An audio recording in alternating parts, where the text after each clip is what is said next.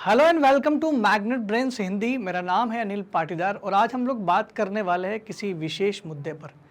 दोस्तों, आपको पता ही होगा कि एनसीईआरटी में हाल ही में आपके पाठ्यक्रम में, आपके सिलेबस में कुछ बदलाव किया है। कुछ चीज़ें उन्होंने हटाई है और कुछ चीज़ें अगर जोड़ी भी गई होगी तो मैं उसकी भी चर्चा करूँगा।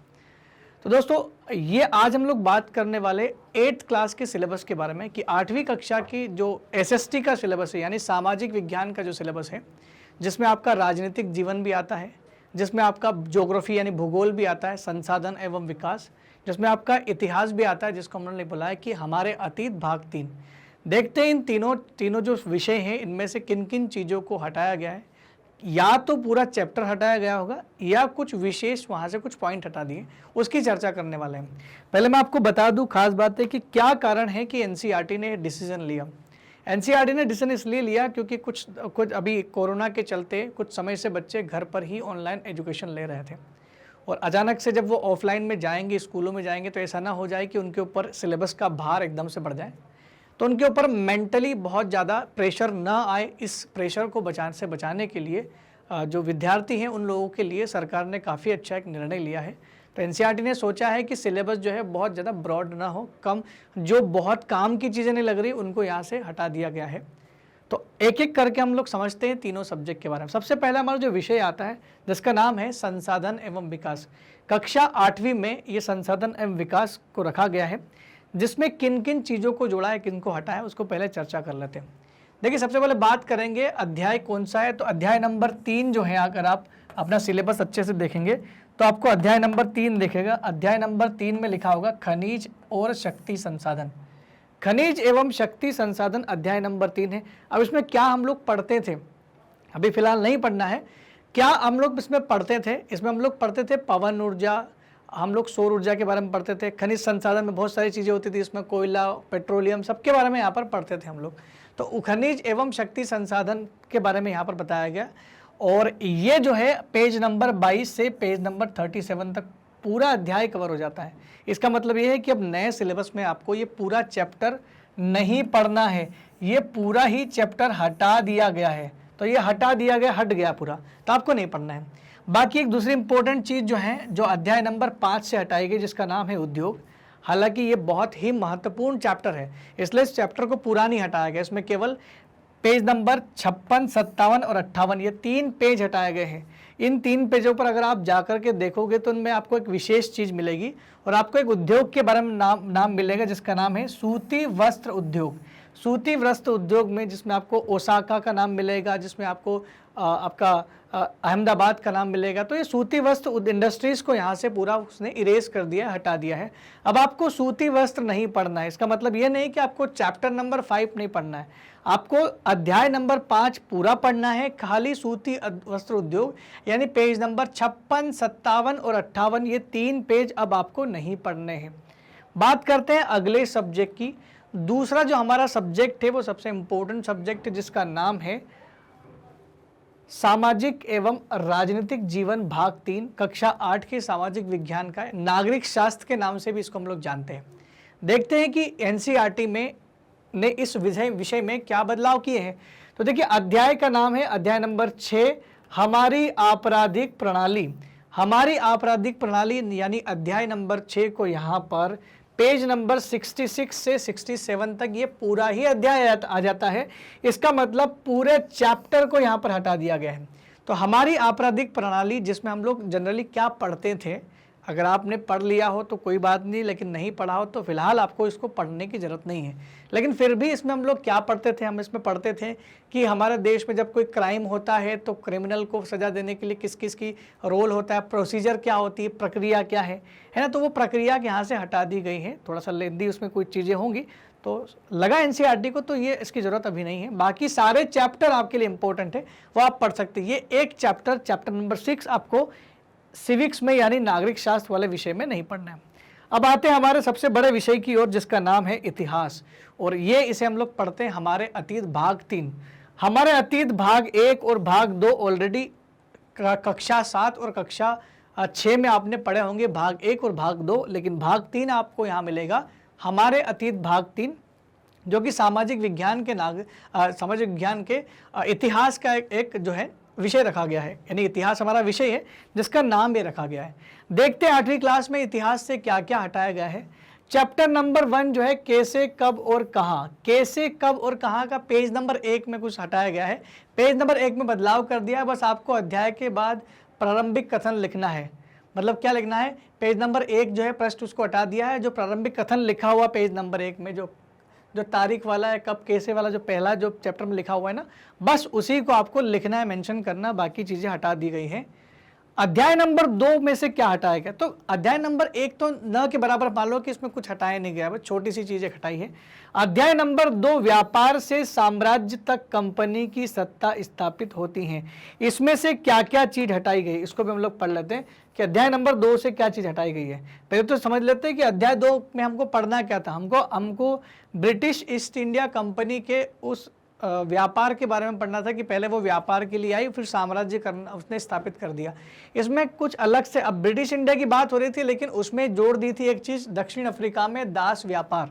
तो ब्रिटिश कंपनी इंडिया की बात कर रहे थे, लेकिन वहाँ पर अलग से अन्यत्र की दुनिया में और कहाँ क्या हो रहा था, वो दुनिया के दूसरे देश की यहाँ पर बात जोड़ी गई थी। अब ये आपको एक छोटा सा ब्लॉक बना करके, बॉक्स बना करके आपके इसमें लिखा गया, पेज नंबर 24 पर आपको एक बॉक्स दिखेगा जहाँ लिखा होगा दक्षिण अफ्रीका में दास व्यापार। एक बॉक्स में आपको जो भी जानकारी लिखी है वो नहीं पढ़ना है, उसको पूरी तरह से इरेज कर दिया। 24 पेज में खाली इसको इरेज किया गया, और दूसरी चीज़ लिख रही है तो उसको नहीं किया गया, वो बॉक्स ध्यान रखना आप जहाँ अन्यत्र लिखा होगा। दोस्तों अध्याय नंबर 3 में क्या हटाया गया, अध्याय नंबर 3 क्या है, ग्रामीण क्षेत्र पर शासन चलाना। अब ग्रामीण क्षेत्र पर शासन चलाना, हमारे यहाँ पर जो ग्रामीण क्षेत्र में एरिया में अंग्रेज लोग नील की खेती वगैरह जबरदस्ती जो खेती करवाते थे उससे जुड़ा हुआ था। इसीलिए इसी चैप्टर में पेज नंबर 37 में दूसरे देश में इस प्रकार के उत्पादन की बात भी करी गई है। वेस्ट इंडीज में, अन्यत्र में वेस्ट इंडीज में भी नील का उत्पादन होता था, उसके बारे में थोड़ा सा एक ब्लॉग बनाकर दिया गया है। तो पेज नंबर 37 में जाकर के वेस्ट इंडीज में नील उत्पादन इस टॉपिक को देखें और वो बस वही खत्म करना है। वो बॉक्स बना होगा दोस्तों, कोई ज़्यादा घबराने वाली बात नहीं, बस उसको हटाना है। बाकी पूरा चैप्टर पढ़ना है, चैप्टर नहीं डिलीट हुआ है, बस ये चीज़ डिलीट कर दी गई है जो अलग से लिखी गई थी। आगे बढ़ते हैं, नेक्स्ट हमारा अध्याय है अध्याय नंबर 4। अध्याय नंबर 4 का नाम है आदिवासी द्विकु और एक सवर्ण युग की कल्पना। आदिवासी द्विकु और एक सवर्ण युग की कल्पना में पेज नंबर 49 देखे जरा। पेज नंबर 49 में आपको क्या देखना है, पेज नंबर 49 में लिखा हुआ है कि हमें नगदी की क्या जरूरत है। एक अन्यत्र करके एक ब्लॉक बनाया हुआ है, जो भी मैं टॉपिक लिख रहा हूँ ये सब अन्यत्र है, ठीक है ना। तो अन्यत्र करके एक टॉपिक लिखा हुआ है और वो भी बॉक्स बना होगा, उसको भी चैप्टर में से 49 पेज में से हटा दिया गया है। अब आपको ये छोटा सा टॉपिक नहीं पढ़ना है। अध्याय नंबर 5 क्या है, जब जनता बगावत करती है। जब जनता बगावत करती है तब जो है आंदोलन उठते हैं, जो भी होते हैं। हमारे देश में आज़ादी मिली तो वो बगावत वाला था। 1857 की क्रांति से जुड़ाव यहाँ पर देखा गया है। अब इसमें जो क्या है, कहीं ना कहीं एक नया चीज़ जोड़ दी थी, जो चैप्टर जो पेज नंबर 63 पे आपको मिलेगी, वहाँ पर भी एक बॉक्स बना करके अन्यत्र करके कोई चीज़ लिखी हुई है जिसका नाम है परम शांति के एक स्वर्गिक साम्राज्य की खातिर। परम शांति के एक स्वर्गिक साम्राज्य की खातिर ये चैप्टर है। उसके अलावा कोई बात थी तो इसको वहाँ से हटा दिया। चैप्टर बिल्कुल भी नहीं हटाया, केवल इस चीज़ को हटाया गया है। अध्याय नंबर 6 की बात करें तो बुनकर, लोहा बनाने और फैक्ट्री मालिक, बुनकरों, लोहा बनाने वालों और फैक्ट्री मालिकों के बारे में यहाँ पर चर्चा हुई थी पूरे चैप्टर में। अब आपके लिए नई सूचना है कि ये चैप्टर आपको मिलता है पूरा पेज नंबर 65 से पेज नंबर 80 तक पूरा चैप्टर आ जाता है, और ये सारे के सारे पेज हटा दिए गए। इसका मतलब ये है कि ये पूरा अध्याय अब आपको पढ़ना नहीं है, ये अध्याय पूरा साफ कर दिया है, यानी चैप्टर नंबर 6 आपको नहीं पढ़ना है, ठीक है। नेक्स्ट बात करते हैं, अगले अध्याय में की बात करते हैं। अध्याय नंबर 6, अध्याय नंबर 7, इसमें क्या लिखा है, देशी जनता को सभ्य बनाना, राष्ट्र को शिक्षित करना। देशी जनता को यानी साक्षरता की बात की गई है। देशी जो जनता है, भारत की जो जनता है, उसको सभ्य भी बनाना है और शिक्षित भी करना है। अब इसमें एक चीज जोड़ी गई थी, एक 92 पेज पर सभ्य करने के लिए शिक्षा, एक छोटा सा ब्लॉक बना करके अन्यत्र कोई चीज जोड़ी गई थी। अब ये पेज नंबर 92 में आपको ये वाला कॉलम मिल जाएगा। ये इस टॉपिक को देखें जरा आप, इसको यहाँ से इरेज करना है, ये नहीं पढ़ना है इस चैप्टर में। बाकी पूरा चैप्टर पढ़ना है। एक छोटा सा ब्लॉक बना होगा, अन्यत्र करके कुछ जानकारी लिखी होगी स्पेशल, तो उसको हटा दिया गया है, वो आपको नहीं पढ़ना है। चैप्टर नंबर 8 की बात करें तो महिलाएं, जाति एवं सुधार, यानी जाति सुधार, महिलाओं के लिए स्थिति में सुधार, इसको लेकर के यहाँ चैप्टर नंबर 8 बात करता है। यहाँ पर भी पेज नंबर 107 अगर आप देखोगे तो पेज नंबर 107 में लिखा हुआ है काले गुलाम और गोरे बागान मालिक। काले गुलाम और गोरे बागान मालिक करके एक छोटा सा इनसेट स्टोरी बताई गई है जो ब्लॉक में लिखी गई है। अन्यत्र में ये भी आता है, तो इसको हटा दिया, केवल इसी को हटाया है। मैं टॉपिक लिख रहा हूँ, जो लिखा है ना हेडिंग, ये हेडिंग मिल जाएगी, उसके नीचे आपको पैराग्राफ मिलेगा, वो पूरा पैराग्राफ साफ करना है। बाकी 107 में दूसरी चीजें आपको पढ़नी, बाकी साफ नहीं किया गया है। तो मुझे लगता है कि यहाँ भी आपको समझ में आ गया होगा कि क्या आपको पढ़ना है। लास्ट बात करते हैं इसमें, चैप्टर नंबर 9 में आपको क्या हटाया गया है। चैप्टर नंबर 9 बोलता है राष्ट्रीय आंदोलन का संगठन 1970 के दशक से आजादी तक, 1947 तक की बात कर रहा है ये। 1870 से लेकर के 1947 तक का जो राष्ट्रीय आंदोलन था उसके बारे में यहाँ पर काफी पढ़ना है।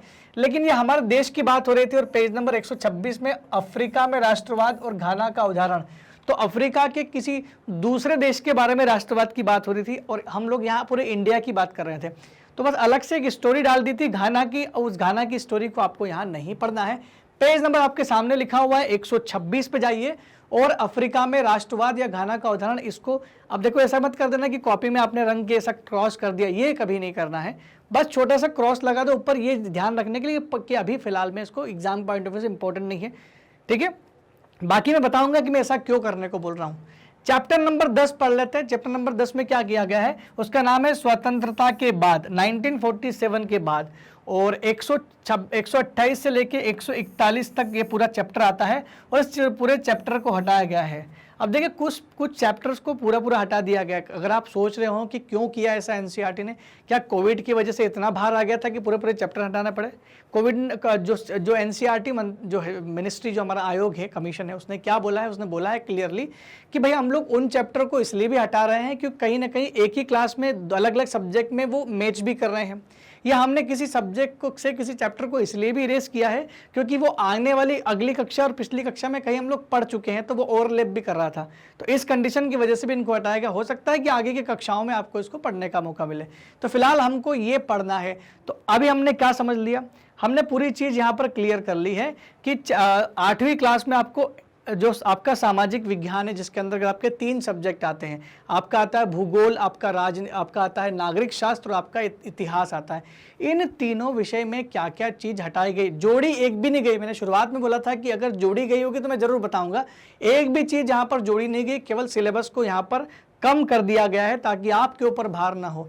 लेकिन खास बात दोस्तों, खास बात यह है कि ये अध्याय भले ही आपके पाठ्यक्रम से हटा दिए गए हो, लेकिन और परीक्षा में भी नहीं आएंगे, लेकिन जब आप आगे चल करके कॉम्पिटिटिव एग्जाम्स देते हो, जब आप आगे प्रतियोगी परीक्षाओं में भाग लेते हो, तो वहां पर ये नहीं देखा जाएगा कि भाई एनसीईआरटी ने उस समय ये हटा दिया था।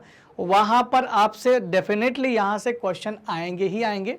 तो बस आपको अपने भविष्य के लिए इसको पढ़ना पड़ेगा। तो अगर ज़रूरत ज़्यादा कॉन्सेंट्रेशन मले ही मत रखना, इस पर ज़्यादा बहुत सीरियसली भी नहीं पढ़ना है। आप जब एग्जाम की तैयारी कर रहे हो तब इन चैप्टर को आप हटा सकते हो, लेकिन हाँ एक बार पढ़ना जरूर, क्योंकि आने वाली एग्जाम्स में आपके लिए बहुत काम आ सकता है। और बहुत सारे एग्जाम आप जीवन में देने वाले हो जिनके नाम आपके सामने लिखे हुए हैं, जिसमें आईआईटी, ओलंपियाड है, UPSC, SSC, railway, state government के अंतर्गत बहुत सारी एग्जाम्स यहाँ पर आती हैं। तो आप जो भी एग्जाम की तैयारी करोगे आने वाले समय में, वो भविष्य आपका यहीं से तय होता है, एनसीईआरटी से ही। तो भले ही हटा दिया गया लेकिन आपको पढ़ना पड़ेगा। इसीलिए मैंने बोला कि आपको पूरा क्रॉस नहीं लगाना है कॉपी में, आपकी पाठ्य बुक में। तो आपको बस करना है कि छोटा सा क्रॉस लगाना है कि याद करने के लिए कि यहाँ से ये हटाया गया है। मुझे लगता है कि आपको ये सेशन बड़ा इंटरेस्टिंग लगा होगा और आपको यहाँ पर सारी चीज़ समझ में आई होगी। दोस्तों, मैग्नेट ब्रेन्स एक ऐसा प्लेटफॉर्म है जो आपको सारी की सारी सुविधाएं बिल्कुल फ्री ऑफ कॉस्ट दे रहा है। आपको हर एक सब्जेक्ट के जितने भी वीडियो मिल रहे हैं सीक्वेंस में मिलेंगे, एक भी वीडियो मिस नहीं होगा दोस्तों, और सारे के सारे वीडियो आपको फ्री मिलेंगे। किसी प्रकार का कोई आपसे पेमेंट नहीं मांगा जाएगा। मैग्नेट ब्रेन्स आप लोगों के लिए लेकर के आया है कक्षा 6 से कक्षा 12वीं तक के सभी विद्यार्थियों के लिए 100% मुफ्त शिक्षा जो हिंदी और अंग्रेजी दोनों माध्यम में दी जाती है। दोस्तों, अगर आपको हमारे वीडियो बहुत अच्छे लग रहे हैं तो कमेंट सेक्शन में लिख करके अपने अनुभव जरूर शेयर करें और साथ ही साथ हमारे चैनल को लाइक, शेयर और सब्सक्राइब करना बिल्कुल भी ना भूलें। तब तक के लिए दोस्तों धन्यवाद। Thank you very much.